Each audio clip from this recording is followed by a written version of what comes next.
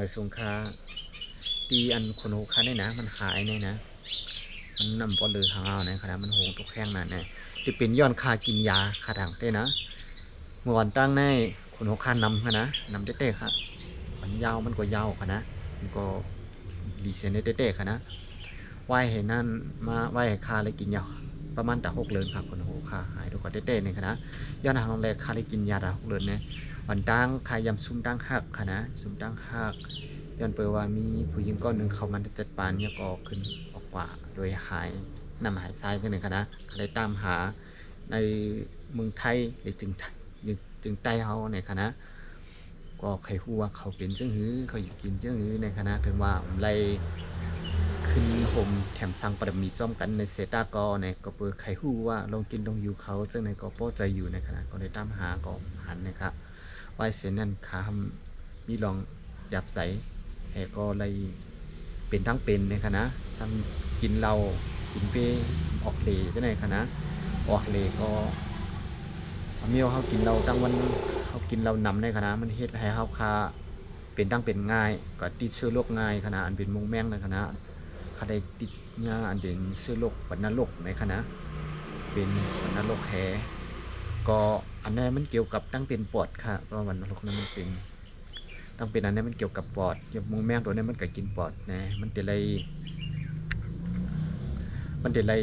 กินยาตัดที่แฮมแบดมูแมงอันก็กินปอดขนาดเลยกินดา6 เดือนนี่ค่ะมูแมงตอนที่ตายก็เซ็งเลยขนาด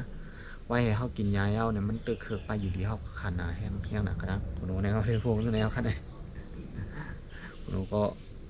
หายกับเต้ๆขนาดครับตัวมือเลี้ยวเนี่ยก็ตึกไรกินหนูขนาดแต่ว่าคำมันจะยามันเป็นวิตามินขนาดมันเรียกว่าได้กินยา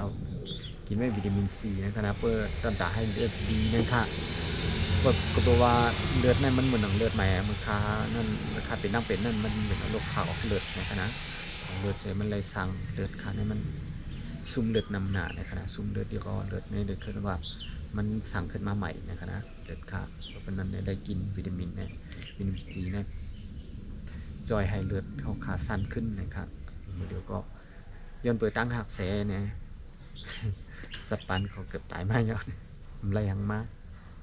ย้อนก็หนึ่งให้โครงการนี้ก็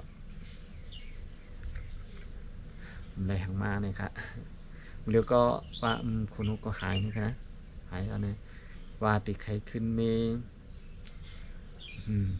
ว่าติดใครขึ้นเม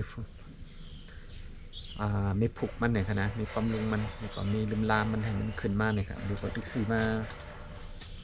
นะครับปอกาขายนะ300ไปอีก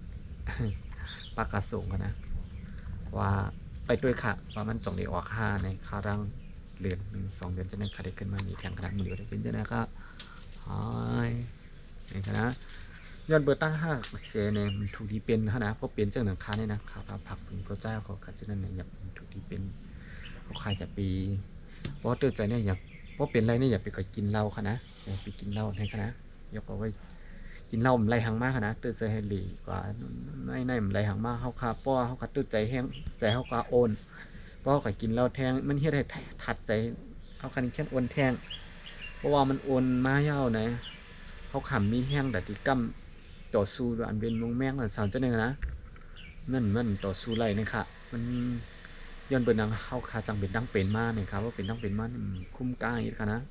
เหมือนเขาเนี่ยเด้อเลยว่ามันคุ้มอีกเลยว่า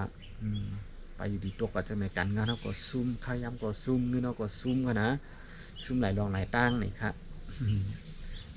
พักถึงไว้ก็เขาได้มีภัยกับหัวเป็นเรื่องขับพองนะแล้วก็ยันสู้อย่าให้ไว้ก็เขาคาเหมือนเจ้าหนังคาได้ทบเหมือนเจ้าหนังคาในคณะเร็วก็ขาดตัดติดก็เขาก็จะเข้าย้ำค่ะนะหลายปีเมืองค่ะนะยอดจอมสักหาติดตมเรียวข้อคำไปมีภัยติดนี้ก็นั้นก็ลึกๆได้นะถึงว่าขากาถ่ายรูปจอมก็นั้นก็ในหรือส่วนนั้นเนี่ยก็กำนันก็ได้ไว้เหมือนหนังแต่ก็หาน้องยิงน้องใจหาซึ่งในค่ะก็แบบใจค่ะไปฮัดเตะเนี่ยค่ะนะให้พึ่งเขาไปเตะเนี่ยมีแต่ว่าให้มีคนเข้ามาอยู่ห้าเนี่ยก็มีอยู่นะก็การตัดใจก็นั้นเตะไปไล่นะครับตัดใจไปไล่ลื่นก็นั้นก็ไปไล่แล้วก็ไปฮัดปืดเตะเพราะว่าปืดเย้าเนี่ย2 มันดีเหมือน ก็นั่นเที่ยงอยู่ห้าเนี่ยก็เบื่อสักเอาใหญ่เย่ามือเดียวนั่นได้อยาก มือเรียนเนี่ยสักใหญ่แต่เพราะว่าอะไรรวมแทงกำในก็ลุกแถวในนะเท่า